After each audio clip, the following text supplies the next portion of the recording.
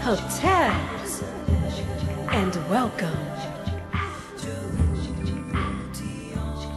Comedic legacy today. Comedic legacy today. Life, health, and strength to you all. Comedic legacy today.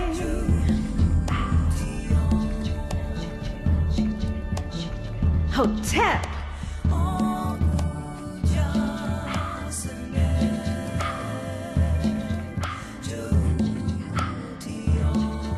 Comedic legacy today.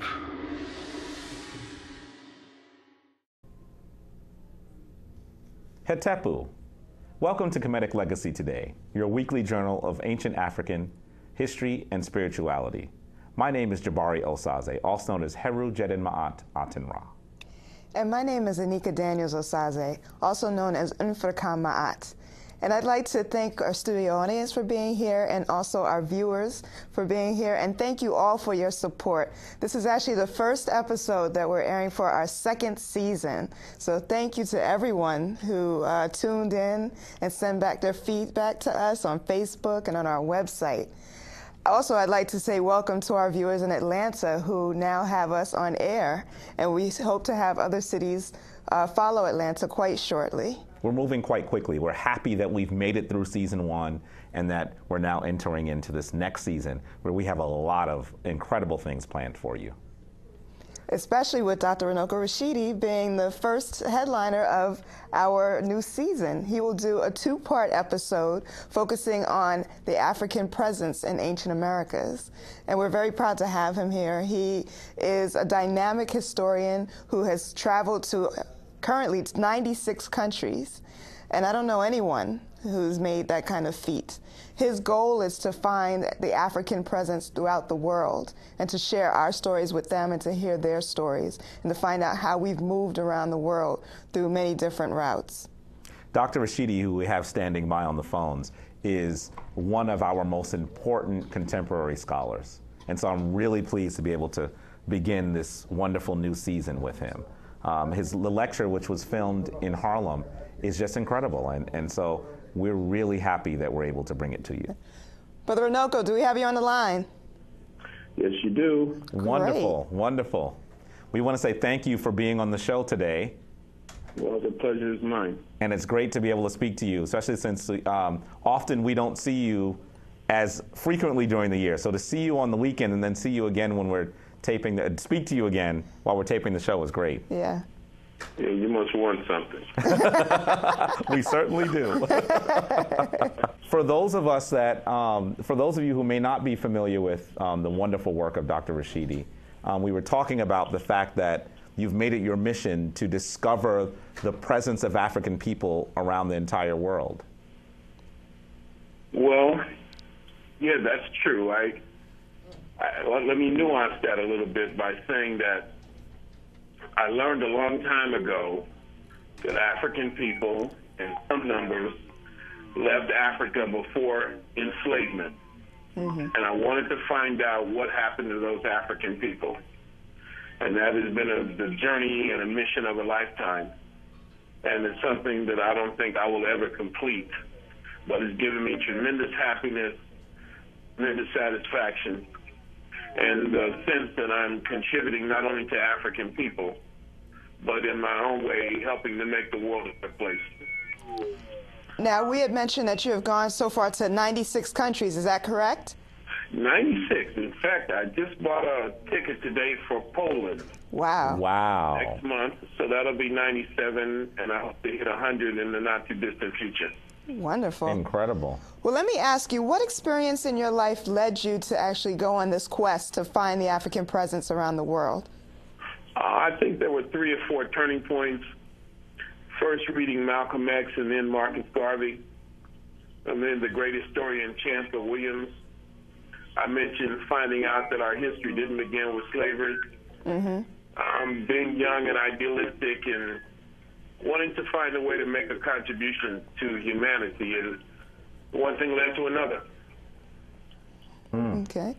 And it really did lead to something incredible. I always say that you're doing some of the most incredible primary research of virtually any historian in our contemporary time. To be able to see as many people as you've had and to discover not only our present position in the world in these places that we might not expect to see us, but also to look for our presence in antiquity is a divine task. It really is. Where are some of the places that you've been to? That's a tough question to ask. I know. It is a tough question. Or let's say some of your favorite places that you've been to.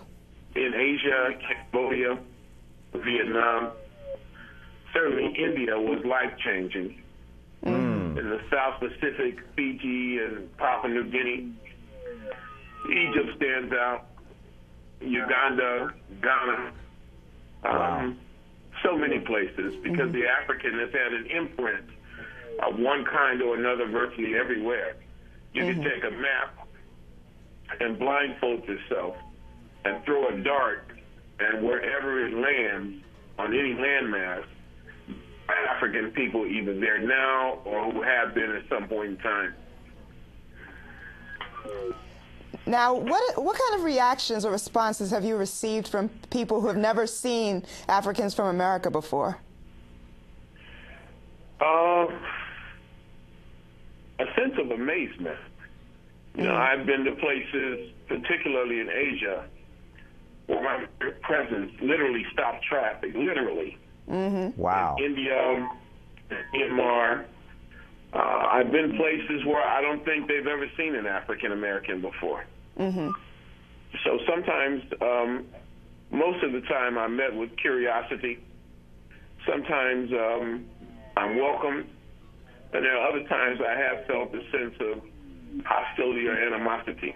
Can you talk a little bit more about that? What kind of animosity, or what has been said to you? Well, not just what was said in some cases, but body language. Okay. In India and China, those two countries come to mind, and also Myanmar. People have looked at me literally like they've seen a ghost. Wow. Or looked at me as though an orangutan had walked into a restaurant and ordered a meal. Or looked at me like an escaped convict had burst into their house in the middle of the night. I mean, I have literally been met before with a degree of horror. Wow. And the sense sometimes, too, that we don't want you here. You're not welcome here. So it's been the whole gamut. There have been other times I've been welcomed as a conquering hero. So what do you think those people have been told about us to have those kinds of reactions? It's what they see on television. Okay. And in television, more often than not, you see the most negative of images of African people as very violent, disrespectful of women, disrespectful of themselves, drug addicted, ignorant, all the worst aspects of the worst of the stereotypes about African people. Because if they have not met African people or African Americans, and they rely solely on the movies, on the media, then they are inclined to expect the worst. That's right. Sometimes you never get an opportunity to have the kind of communication that would break down and destroy those myths and those stereotypes. And I tell you that that's one of the reasons why I think the Barack Obama presidency is so important. Because whether we like it or not, whether he is perfect or not, the world sees a very different image of African people, a highly visible image. And I think that that image helps to destroy the negative mythology and stereotype that tends to permeate the African presence, the African American presence in particular. Wow, wow. You mentioned that you were going to Poland. Are you expecting to find a present-day African community, or are you going to be looking primarily for our presence in antiquity there in Poland? I'm going to be looking largely at antiquity. I suspect that there will be small African communities there as they are scattered throughout virtually all of Europe. I've been to maybe 2/3 of all the countries in Europe, and I've never been anywhere in Europe where I didn't find at least some Africans who are there because they are students or business people or refugees or something to that effect. But primarily, I'm going to look at the ancient African presence in the museums. For example, Warsaw, the capital of Poland, has a very notable ancient Egyptian collection. The Poles were very active in Egyptian archaeology in the 1960s in particular. And they were allowed to take back many artifacts from Kemet.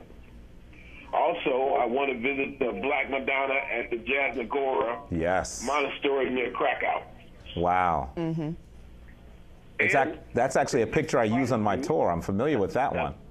Well, a high priority for me will be to, and this may surprise you, but to visit the Auschwitz concentration camp.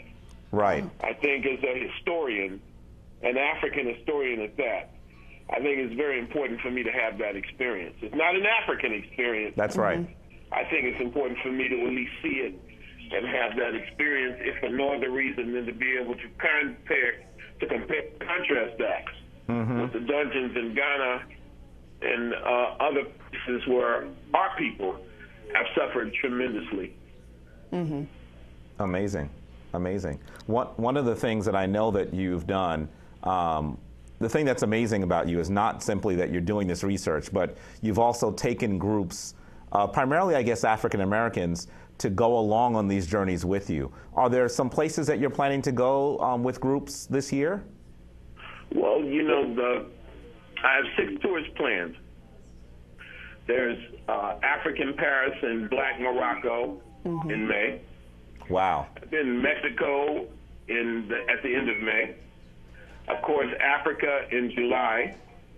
And then in the late fall and early winter, Southeast Asia and China. And these are all trips that people are allowed to come with you on, so you can actually assist them with understanding how our story is a global story, correct? Oh, yeah, absolutely. These are group tours, and I can assure people that we'll be in 4- and 5-star hotels. We won't be in the jungle. We won't be eating grasshoppers and earthworms and stuff like that. Unless they want to. Unless they want to. Yeah, I know sometimes you've had a difficult diet in many of the places you've gone to. Well, I don't know how difficult, but I take pleasure in traveling off the beaten path. But I know that the beaten path or off the beaten path is not for everybody. So I try to make people as comfortable as possible, particularly if they're not the veteran travelers that some of us are. Right. Now, for those who don't know you, and it's almost impossible to think that anyone doesn't know you, I feel like everyone I speak to has had some kind of interaction with you. But can you talk a little bit about books that you've written or contributed to? Well, I work very closely with Dr. Ivan Van Sertima. I'd like to think that I was Ivan's #1 student. Okay. So all the books that Ivan Van Sertima edited on the Moors, on Europe, on early America, on Kemet, I contributed to. And we edited a book together on the African presence in early Asia. Yes. I also have a French language book on Asia. So altogether, I've edited or authored 11 books, of which I think 7 or 8 have been published. The rest are still in manuscript form. You still have manuscripts? I was not aware of that. Oh, yeah. For example, I edited a book by 3 brothers on death row in San Quentin in California. One of them was Tookie Williams. I still have the original manuscript that was never published. Wow. Wow. So that means that when we come over to visit you at your home, you have to watch us carefully? Is that what that means? You know what? I think that you all, there are so many things that I can say about you. You're dedicated. You make a wonderful couple.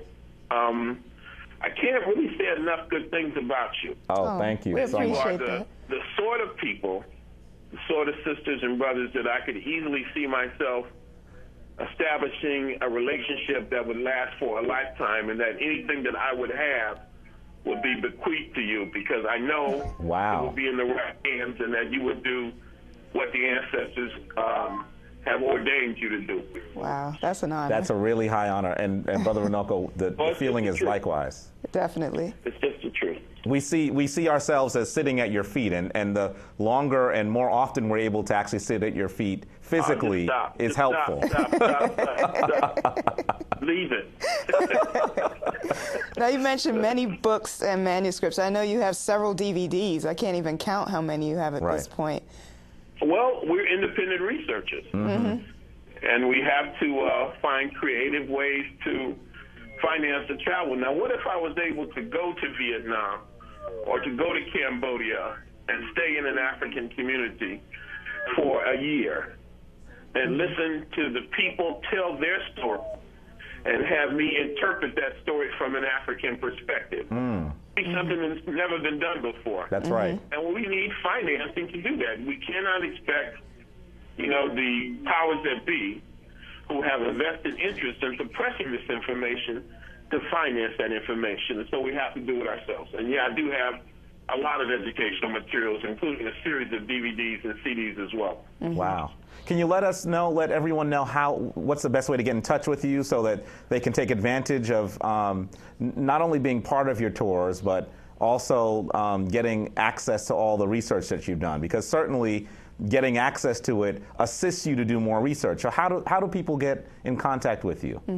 Well, the simplest and easiest way is to go to my new website, which is www.travelrenoko.com. So if you go to www.travelwithrenoko.com, you can see what I'm doing, where I'm doing it, and you can also contact me directly through that. Okay. Wonderful. And I know you've had a great listserv and a fascinating Facebook page that has a lot of activity on it. Facebook is the going thing right now. I can see how it destroys relationships and gets people fired from their jobs. It can be addictive. It's a social networking tool. For folk like you and I, it's also an educational forum. That's right. That's right. It offers tremendous potential, and we need to, as Malcolm X said, achieve liberation by any means necessary. And I think it's a very important tool right now. Yes. That's right. That's right. I know you're cultivating and managing a community of folks on your Facebook group that is just expanding exponentially. Several thousand people. Yeah. Wow. Wow. Well, with that, we want to say thank you. We should also say, we would say this privately, but we'll also say it publicly. We love you. Yes, we do. And that we want to make sure that anything that we can do to support you and our audience can do to support you, we do. Because the work that you're doing is the work that our ancestors have called for. I mean, clearly you're standing much more closely on the shoulders of Marcus Mosiah Garvey than most who have read his work. And so we celebrate you. I take that as a great compliment, any link with Marcus Garvey.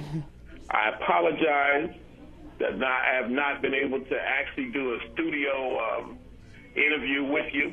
I look forward to that. There's much to share, and I think that the future is very bright, and I look forward to a lot more interaction. Thank you so much. Have a blessed evening. Life, strength, and health to you. Uncle Jocelyn, take care, Brother Runoko. All right. Bye-bye. Bye.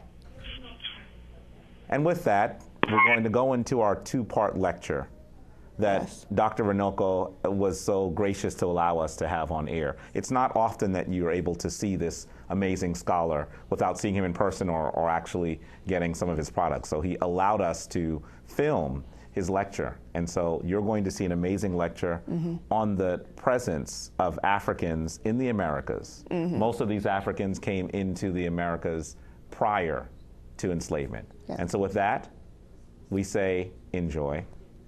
And please make sure that if you're interested in what you see, contact Brother Runoko directly. Hetepu. Thank you. Thanks, Doc. You could just put it here. Hotep sisters and brothers, good afternoon. You can see I'm a very informal person. I got on my comfortable clothes. I just came up from D.C. I'm doing an East Coast lecture tour that started in Philly And then D.C. last night, I didn't hear anything about rain and wind and stuff like that. You know, I didn't know anything about that until I got to Penn Station this afternoon, and it was like madhouse there. But I'm very, very pleased to be here. I want to thank these young Africans for organizing this program. And I say the young African thing very deliberately. I'm 55 now. I still got a lot of, oil in the tank. I ain't going anywhere, God willing, anytime soon. But I also realize at this phase that it's very important for people like me to empower another generation to take this a step further. The last time I was here with Brother Jabari and Sister Anika, I had an opportunity to spend time with the great Dr. Joseph Benyakinen. And we've been working in Philly with another man named Dr. Edward Robinson. They're 91 years old. The person that we're looking at today, Ivan Van Sertima, died last year. He was 75. Asa Hilliard died. And so now there seems like there's a void. And like it or not, people like me have stepped into that void. Now, whether I'm worthy of that, I don't know. But I also know that there's a concept that we talk about called an intergenerational transmission of wisdom. And so when I see people like Greg Walker and the young brothers and sisters who organized this program, my student Hamara Holt, I don't know if she knows she's my student or not, but this brilliant young woman, just remarkable. And certainly Brother Jabari and Anika does me proud. I mean, I feel good about that. And it gives me a sense that our future is assured. Now, I'm just going to sit right here, and I'm going to operate the computer and just show you a bunch of pictures. The focus is going to be on the African presence in the Americas from the most ancient times to the earthquake in Haiti. That means it's a very broad, far-ranging presentation that is going to step into a lot of different realms. So I want you to be relaxed. I'm very relaxed. I'm in a good mood. It's nice to be in this African. Isn't this a beautiful building? And a wonderful facility.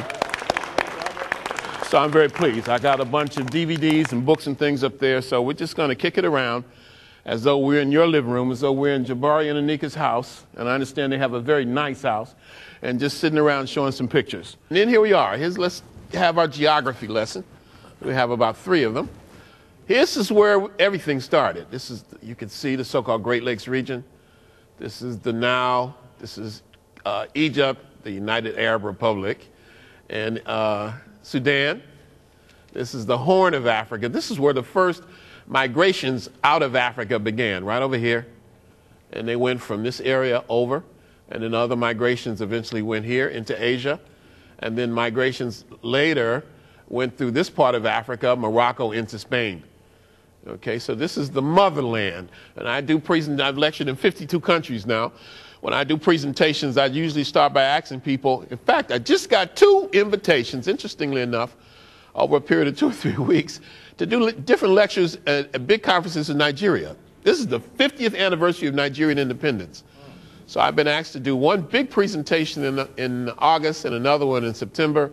And I'm excited about that, because I wouldn't go to Nigeria unless I was really prepared and there were boots on the ground waiting for me.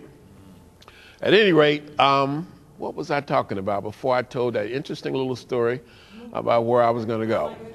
Yeah, but it was more than that. Anyway, is that what you call a senior moment? Okay. So this is Africa. This is where it all started. Humanity began here, and then they began to move out. Of course, this is the next part of the world to be populated. This is Asia. You should actually call this Eurasia. What did they teach you in school? Now, I went to school a long time ago, but they told me that a continent was a large mass of land surrounded by water on all sides. Now, how does Europe become a continent? Yeah, a poor one at that. But the story goes, till the lion has his story and the hunter will always be a hero. And the hunters, for the most part, have been up here. And they've been telling their story from their perspective. Australia, the world's smallest continent, except for Antarctica. This is New Guinea. This is Papua New Guinea. And this is the part occupied by the Indonesians called West Irian. This is Indonesia itself, the largest island nation in the world, something like 13,000 islands. Southeast Asia. And I'm mentioning this because I'm going to go over all these places at some point. India, New Zealand. This is Tasmania. All right. Now, these early Africans, we think, marched out of Africa at least 100,000 years ago, I suspect much earlier than that, and they marched up the coast of Asia when it was much warmer. This is China. I think that's Japan right there. And they marched up here all the way into Siberia when the weather was warmer, and they marched right out into the Americas, into Alaska. Now, at one time, this would have been connected by land with Asia. And even when it wasn't connected, there's a small barrier of water. Even Sarah Palin said she could see Russia from Alaska. So you know it couldn't be too far if Sarah could see it. And this is Greenland, okay? Yeah, you know she wouldn't lie now. Now, here's an interesting piece, and I'll try to cut the sermonizing down. I'll show you the pictures. This is Lucia, she is called, L-U-Z-I-A, and that's a takeoff of the word Lucy. The bones were found of Lucy in 1974 in Ethiopia. The Africans call her Dinknesh, D-I-N-K-N-E-S-H, which means you are wonderful. But a white man, Donald Johansen, who I've met, was the head of the paleontological expedition, and he thought it would be cute to call those bones Lucy, the remains of an archaic African female, 3.4 million years old. And for a long time, those bones were considered our earliest known archaic human ancestors, not modern human, but really ancient humanity. Of course, bones have been found now that may double the age of Dinknesh. Bones have been found now in places like Chad, 7 to 8 million years old. They dug up some just a little while ago. It was reported last week, 4.4 million years old. But Lucy, or Dinknesh, is probably the most well-known. She's the one that has a name that we all know. And so Lucy, obviously, like Lucy, I love Lucy. And then Lucia is L-U-Z-I-A. And Lucia is from Brazil. And a skull was found some years ago, and I get wildly varying dates, anywhere from 12 to 30,000 years ago. And it's the oldest and I guess best preserved skull in the Americas. So she's called Lucy. Now, the BBC did an interesting thing. They did a reconstruction of what they were certain she would have looked like if she were alive today, and this is what they came up with. The only question they have is whether she was a continental African or she was Aboriginal Australian. And we're going to pursue that at some length.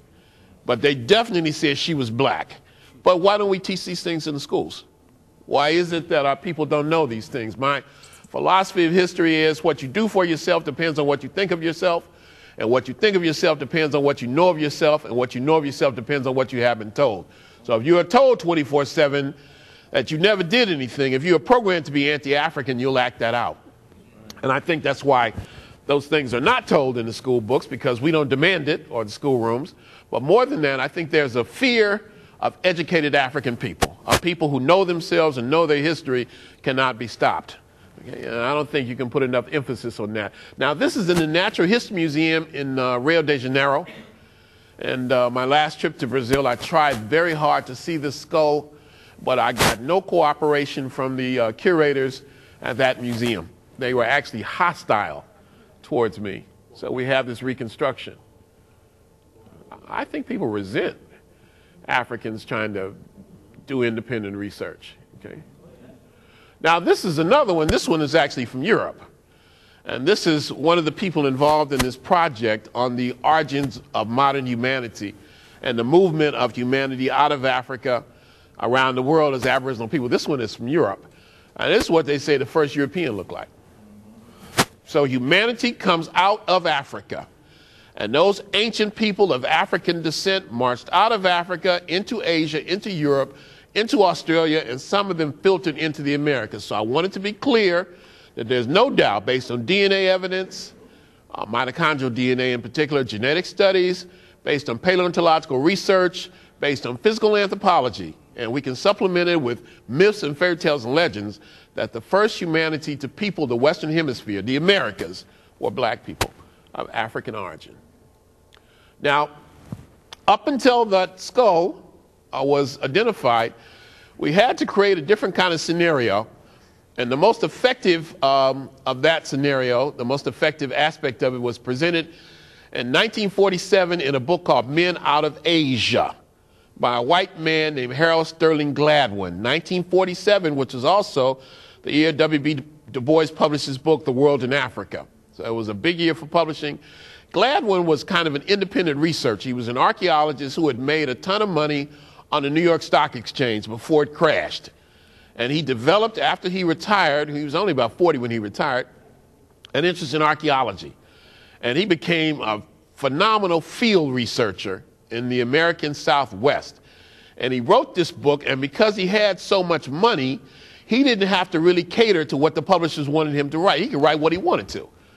And so he said there was a series of migrations to the Americas, and I've done a lot of research on this, a series of migrations to the Americas, and the first migrants were little bitty black people known by the pejorative yeah, you know what I'm trying to say. The pejorative name pygmy, which is from the Greeks, and it was actually a unit of measure, a cubit. In Africa, they are known by different names. Probably the most correct name is Batwa. In Swahili, they're called Bambuti. There's a group in Cameroon called the Baka, and there are different groups of them. And here's Brother Renoko, the legendary historian, legend in his own mind, in Central Africa with the king and queen of the Batwa. This is the king, and this is the queen. And they're some of the most miserable people I've ever met. Meeting them was bittersweet affair, big time. I was in Uganda doing a lecture series, and you know the name of the group that sponsored me? It was called the Marcus Garvey Pan-African Institute in Uganda. Wow. And Uganda's a beautiful place, big time. I'd been there once before, had done some lectures, and they heard about me and they wanted me to come back. I had to buy my ticket, but they provided my housing and my hotel, and they drove me all over Uganda, and I did about 7 talks. The different regions, including in the north, in the war zone, which had been torn apart by the group called the Lord's Resistance Army. Now, one of the places I went was a place called Rwenzori, and I did a talk at the Mountains of the Moon University. And I told them, look, since y'all aren't paying me, you can do me a favor. I want to actually go into the Mountains of the Moon. I want to go to the border of Congo and Uganda. And they said, we can do that. So they got me a vehicle, excellent driver, a couple of translators, and we piled in and we went. Because this is where the people of Kemet say they came from. Dr. Ben talked for years about a papyrus called the Papyrus of Hunefer, in which it is stated, according to Dr. Ben, that the people of Kemet, the Kamites, the ancient Egyptians, came from the foothills of the Mountain of the Moon, where God happy dwells. And that was Mount Rwenzori. It was in this area. Now, when I started to visit Uganda and Rwanda, people started to chastise me and say, we love you, but why do you African Americans spend so much time with Egypt? Why don't you come down here to Central Africa where the Egyptians started? It's like they said, and they use the analogy, it's like you open up a book in the middle instead of beginning with the preface and the introduction and the foreword. So I said, well, you may have a point there. So I wanted to go, and I met these sisters and brothers deep in the forest, or on the edge of the forest, and they told me I was the first African American, the first black person from the United States they had ever met, they had ever laid eyes on in the flesh. And they are miserable people. They've been taken out of the rainforest of the Congo, and they live in this dry, arid area, and the only way they can make money now is to sing and dance for these white tourists. And what they try to do as much as possible is get high. They try to drink and drug themselves into a state of oblivion because they're miserable. And that is something that people who are miserable tend to do. You try to deal with that. I find that among Aboriginal Australians a great deal. They never asked me a single question. They never said, what is life like for black people in the United States? Or why did you come here? The only thing they really wanted to know was how much money you're going to give us so we could get some alcohol. And so I was glad to be there. It was historic, but at the same time, it was really, really sad to see how these folk have been degraded to that level. And this is probably what the first modern humans look like. Let's see some other examples, like here. Now, this is a good one. This is a brother who's the object of a movie project that I worked on that never came to fruition. And the movie was going to be on this brother who they call Otabinga the Pygmy in the Zoo. Otabinga was an African from Central Africa, a so-called pygmy, who was actually put in the monkey cage in the Bronx Zoo. And you can see him posing for a photograph with this chimpanzee. This is around 1905. Eventually, the NAACP protested. Africans in New York were outraged. And eventually, he got out and he committed suicide when he was 28 years old. And naturally, Hollywood never made that movie, but they paid me well to do the research. Denzel Washington was involved in that project. This is a very similar person from the Andaman Islands in the Bay of Bengal in the Indian Ocean. And they became somewhat famous in scientific circles during the big tsunami because hardly none of them died. It was like they had almost an inner radar system, and when the tsunami started to approach them, they went to the highlands. And scientists did a lot of research on them and said, this is what the first people in Asia look like. Especially a team from Stanford University did that. A similar sister in the Philippine Islands. These are little bitty black people. This photograph actually appeared in National Geographic, I think about 1898.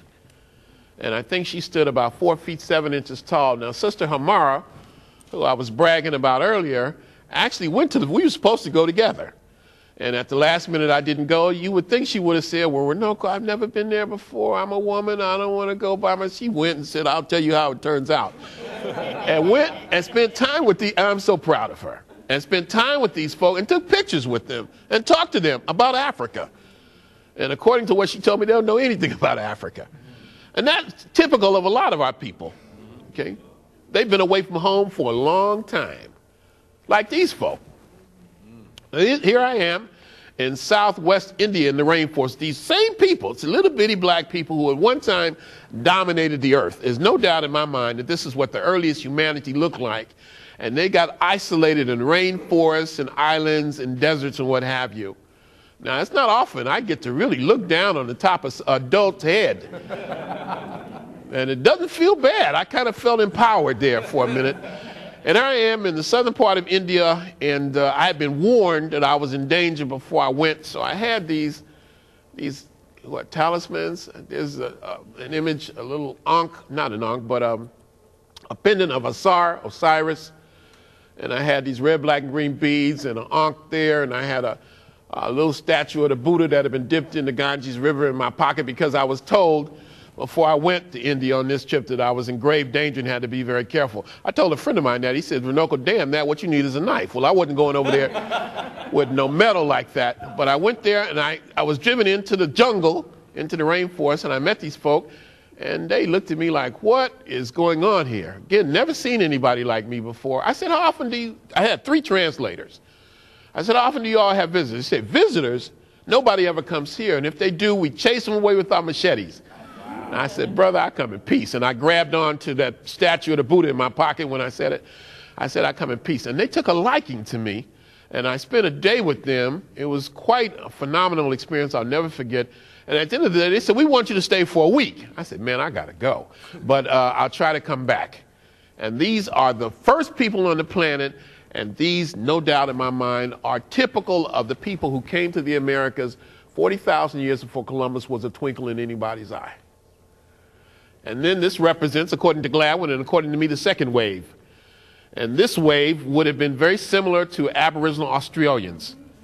And now we're talking about a series of migrations, not one, but a series over a period of thousands of years, out of Africa, into Asia, up the coast, eventually across the Bering into the Americas. This sister is Aboriginal Australian. These are the most spiritual people I've ever been with. I've been with them 6 or 7 times, and they are some deep, deep folk. You're talking about profound. And even she has a spiritual aura about her. She lives in a place called Palm Island, which is an island about 2 hours off the coast of northern Queensland in Australia. I went there last October. She is one of the descendants of the Aboriginal Australians that white folks couldn't do anything with. They would have been the equivalent, I guess, of Maroons. So they put them on this island and kept them in their almost in animal-like conditions. They wore dog tags. And they were, even now, it wasn't until January 1967 that Aboriginal Australians were considered humans for the first time. Now I'm going to repeat that. It was not until January 1967, based on a national referendum, that black people in Australia were considered humans by the Australian government. Up to that point, they were officially classified as flora and fauna, as plants and animals. Now, 1967, what's going on in the world? What's going on in the United States? We're burning cities down. And white people in Australia became so afraid of their own Negroes, their own black people, that they said, we're going to give them a few bones. We're going to give them this superficial degree of citizenship because we don't want them to burn Sydney down. We don't want Brisbane to be reduced to ashes. We don't want Melbourne to be a smoking cinder. But the conditions haven't fundamentally changed. Black people make up about 3% of the total population of Australia, and yet they constitute 80% of the prison population. I repeat, 3% of the total population, but 80% of the prison population. You know what that's called? Just us. And we are very familiar with that in the United States, I know. This is the average life expectancy for a black man in Australia today is 37 years. 37. I love these folk, and I spend as much time with them as I can. When I go to Australia, this is all I want to be with. I asked this sister, maybe something a man should never ask a woman. I asked her as the anthropologist, how old are you? And she said, brother, I don't have any idea. I don't know how old I am. We were never told how old we were. We were never given our birth dates. We never had birth certificates because they were born before 1967. Look at this sister. Isn't that a remarkable photograph? Look at the silver hair, the white dress, the beautiful complexion, and you can't even see the whites of her eyes. She had a very spiritual aura about her. These folk believe that animals take human form. Oh, I could just tell you a lot of stories about them. So now this is my own photograph here. That's a good one, Renoko. But these here, I got from books. Here, and they're going through a rites of passage. And that's what the paint represents. And these are Aboriginal Australians from the north. I hope the next presentation that I give in New York is on the black presence in Australia and the Pacific. It's a fascinating subject. And you know who introduced us to a lot of that? Dr. Ben. Dr. Ben and a brother from Bermuda named Roosevelt Brown did a lot of work on the subject. And we can also play the game Who That Is as we go. Now, the way you play Who That Is, not who is that, who that is when you see somebody that looks like you know, you're supposed to say who that is. Okay? These are Aboriginal Australians. And these are Aboriginal Australians. And there's Renoko, of course. You know who that is. But these aren't just any Aboriginal Australians. These are the founding members of the Aboriginal Australian Black Panther Party. Yeah. In 1975, they formed a branch in Brisbane, Australia, of Black Panthers. In the 1920s, according to Tony Martin, they had a branch of the Garvey movement there. Now check that out. Around 1920, there was a branch of the UNIA and ACL. I'm a member of the UNIA now. So I did a lecture in support of a political prisoner, actually more of a speech. And these sisters came to the lecture. This is in a town called Townsville in Queensland with the Aboriginal people called KKK country. And I try to show this picture, especially to sisters that I'm trying to impress, by saying, look, I'm really trying to be health conscious. I don't spend all my time in KFC, and look at this plate of fruit. Aren't you impressed? And now with me, Renoko. Now, the third wave, it usually doesn't work. The third wave is made up of Pacific Islanders and people from the Asian mainland who are also black of African origin. Now, this brother is from a place called Buka Island, B-U-K-A, and this is deep in, well, actually it's far away in Papua New Guinea. And I wanted to go there because I was told that the blackest human beings on earth lived there. Now, I don't know, there's some pretty black people. In fact, I was told, Renoko, you really ain't seen nothing yet. And I spent a week there. I've seen some black people. But I've also seen some sisters and brothers in southern Sudan and Senegal who could give them a run for the money. Now, one of the good things about these folk is that, you know, they would tell you, we come from Africa. And they would ask you, where do you come from? Because I stayed in a little mom and pop hotel, black-owned hotel. That barely needed paint. Flies and mosquitoes were bad. You got 2 television channels. Every now and then I would see something small and dark and furry scurry across the floor. It was black-owned, so I hung out there. And I stayed there for a week. And I told these folk, don't treat me like a tourist. You know, I'm not a white Australian. They said, all right, we're going to treat you like a... They said, where are you from? And I said, well, my ancestors come from Africa, but I was born in the United States. So we had a bond, because we come from Africa, too. And every day, the humidity was like almost total humidity, 100 degrees, And I could walk about 6 blocks before I said, hey, this is it. And I would sit down and just stay there until the people from the hotel would come look for me because they wanted to know what happened to him. Because they were going to make sure nothing happened to me because I was obviously a stranger. And the people would kind of look at me out the corner of their eye, but nobody would say anything. They were too polite. And finally, I would say, how you doing? They said, we're fine, how are you? And they would finally say, where are you from? And I said, well, I was born in the U.S., but I come from Africa. They said, you're not from South Africa? No, you're not from Jamaica? No. He said, we never met a black person from the United States before. But who are you going to vote for in the election? Are you going to vote for Barack Obama? And I said, yeah. And they said, well, you could take all the pictures you want. Just sit right here. And we would talk about Africa. Here are these sisters and brothers, just a few whose ancestors peopled the Americas. I got about 100 of these. Very handsome people. Look at this. This is my favorite one. Look at that. Now, is that a great photograph or what? Just look at the hair. Natural. And they live on 2 islands, Buka Island and Bougainville. Bougainville is obviously a French name from the flower. I think it was a person named Bougain or Bougainville. Now there's a flower with that name. Buka means black skin. And they are so proud of their black skin. It's wonderful to be around black folk who are not ashamed to be dark. And they, rank highest of I've ever seen in that category. Like this is So I would just sit on this stoop and chit-chat for the better part of the day and watch people walk by, and I'd ask them if I could take their picture, and they said, who are you going to vote for? And I said, Obama. And they would say, how do you want me to pose? And you can see she stood there long enough for her ice cream begin to melt. Wonderful people. Talking about some good food. Oh, seafood you'd die for. From Fiji. So you have this, it shows the diversity of African people. An unmixed child now. Two black parents. And here's a quick story here, quick story. I better not miss my train telling these stories. But here's one I can't resist. I'm in Fiji with a group. Had about 17 African Americans. And I'm not a very good tour guide. I'm really a historian who gives tours. Because I don't have the temperament. Don't say anything, Sheila, about organizing tours. Amara, don't say a word. But I do my best. And so we're in Fiji, an isolated place in the Pacific, and we're on a tour bus, and somebody says, Dr. Runoko, I got to go to the bathroom. And somebody says, me too. We're on a bus right out in the middle of nowhere. So we started looking for a place to stop, a community. We found one. 2 people get off the bus to go to the bathroom. Somebody said, well, if you're going to do that, I might as well stretch my legs. And somebody said, I'll walk with you. And then somebody else said, well, if you're going to do that, I'm going to get out and smoke a cigarette. Somebody said, you got one for me. And then somebody said, I think it was me, who said, well, I might as well get out and get a beer. And somebody says, Runoko, I'm thirsty too. Everybody got off the bus. We're all doing our respective thing. And all these black people, these Fijians, start coming out of their houses. And they see us, and they're not used to African-American tourists. And we see them, and they say, where are you from? We said, we from Africa. It was like a family reunion.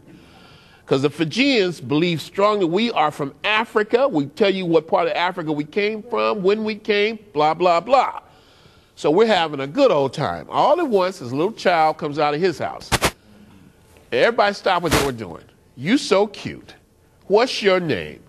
Can I give you some candy? Last thing this kid needs is some candy. Can I take your picture? And we had a wonderful time. Finally, the bus driver honked the horn and says, hey, we got ground to cover. Come on. We get on the bus. The youngest person in the tour comes up to me and says, Dr. Runoko, what kind of message did we just send? And the implication was, if you are lighter than the others, if you have blonde hair and the others have, then you get more attention. I was struck by that because I thought I was drawn to that child because he looked so different. But I wondered after that, is it that I am so conditioned to respond to, if you're white, you're right. If you're yellow, you're mellow. If you're red, go ahead. If you're brown, stick around. If you're black, get back. If that's so deeply ingrained in my consciousness that I respond to it like Pavlov's dogs without even thinking, it's like reflex action. I find that when you travel, you learn a great deal, and mostly what you learn about is yourself. It's like you see a mirror, and there's a reflection of you, and you see it for the first time, and sometimes you say, I don't like that. That's something I never forgot.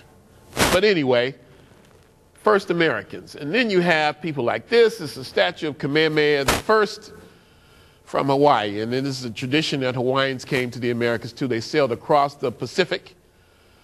There's a tradition that Hawaiian tradition that when Kamehameha was unifying the Hawaiian Islands about 1815, this is what Hawaiians told me, that they ran into trouble, or he ran into trouble, and he sent back to Africa for reinforcements. What is one of the lessons that we can learn from what I've said so far?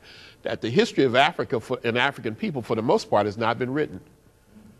I mean, we know hardly none. I mean, who can tell me about the history of black people in Papua New Guinea, Africans in Fiji, in Hawaii? It's almost like new research. So I'm hoping some of you young folk and old folk too with a lot of energy will take up some of these missions and fill in the blanks, like what happened to the missing noses on those statues in Kemet. I want to hear what you got to say. And from Asia now, and this represents the last of the waves of the African people, or people of African descent who came into the Americas tens of thousands of years ago. First, we're talking about the peopling of the Americas. And that's where we're at right now. This is a sister from India. Now, I mentioned that Hamara, sister, my dear sister, my beloved sister, had gone to the Philippines, and as I understood her story, because I'm still waiting on the full, detailed, finished report. I've got a preliminary report. She said she talked to those black folk, and they didn't know anything about Africa. Didn't you tell me that, Hamara? Always been there. Well, these folk are very similar to that. This sister's from a group called the Banda in Orissa in India. Now, Orissa. Now, I tried to get there and see them, but I was not able to get that high in the mountains. But a friend of mine did see them a few years later. And I said, how did you manage that? He says, I saw them because I waited for market day, and they'd come down from the hills. And I said, what are they like? He says, well, the women are very friendly, and the men carry machetes. So you got it's kind of like a double-edged sword. So I said, what did you tell him? He said, I told him that I was from the United States. He was with a group. We were black Americans, African Americans. And I said, what did they say? He said, they wanted to know, what is America? Wow. He told me they don't even know they live in India. They know they live on the side of that mountain. And that for them is their reality, that they've been away from home for so long that that's all they know. Let me show you a few more. These are not the untouchables of India that I worked with, but the tribal people of India. I love that one. And these are sent to me by sisters and brothers from India. Now, I'm pretty sure if I didn't tell you they were from India, y'all would probably say they're from the Bronx or something like that, you know? Staten Island, somewhere. Now, like a spitting image of my mother. Except my mother's earlobes weren't like that. It's weighted down with gold, and my mother didn't wear that. But otherwise, that's mom. Let me show you one even more striking. I can show you about 300 of these. Look at this one. That's one of my favorites. It's a new one. Now, is that powerful or what? Is that a nice picture or what? Let's look there. I love that, and I love the background. That's very striking. Whoever Jason Taylor is, thank you. I doubt if he knew I was going to be using it to destroy white supremacy. From where? New Zealand. Mm-hmm. I would have said Native American, like maybe Seminole. That's what I would have said. But no, Whanganui Maori. I got this photograph in a book in, was it Auckland? Wasn't Christchurch. Wellington, New Zealand, a few years ago. And now, let's look at what Africans did in the Americas. We have given a scenario about the peopling of the Americas. So you have all these black populations. And then you have people who look like Chinese, like the Han Chinese, like Koreans, like Japanese, who came over in much larger numbers and who largely absorbed those original black people, so that by the time the conquistadors came, those original blacks had largely been absorbed into a much larger gene pool. And then you have Africans who sailed directly across the Atlantic Ocean and who influenced profoundly classical American civilization. And the first civilization of the Americas is called the Olmec. That's not what they call themselves. That is largely an archaeological term. We don't know what they call themselves. At least I don't. And what stands out most about Olmec civilization, which began about 2000 BC and went into the early Christian era are these massive stone heads, of which I'm told there are 19 of them. Now, God willing, I'm going to take a group to Mexico in May and June, and we'll see some of these heads. The first one was excavated in 1869 by a Mexican named Jose Melgar, who referred to the features as Ethiopian. The word Ethiopian is a broad word introduced, as brothers pointed out, by the Greeks, which means the land of the burnt-faced people. The Ethiopians are the people of the burnt faces. And there were Ethiopians in Asia and Ethiopians in Africa. And over a period of time, the word Ethiopia, like Moor or African, became synonymous with black people around the world. This is one of the early heads. You can see the Campesino there from the top. Look at this one. I think this one was actually excavated in the 1920s or 30s by either Smithsonian Institute or... You have just witnessed part one of an incredible lecture held by Brother Runoko Rashidi, and I hope you enjoyed it and that you'll tune in again next week for part two of the lecture. It was held at the National Black Theater, and we look forward to showing you the second half. And as usual, please continue to give us feedback on our website, www.centerformaat.com. And also continue to leave your messages on Facebook and any feedback that you may have. Let us know that you're out there, folks. We know that there are many of you who are watching now. We've received some emails from you, and we even see some of you on the street. And so just let us know you're watching and talk to us about the kinds of programming you'd like us to bring to you. Because clearly this is not just an event for the Center for the Restoration of Ma'at, but it's a community event. And so please, talk to us. Thank you for sharing with us on Kemetic Legacy today. And as we say, the divine force in us greets the divine force in you. Hetepu. 12.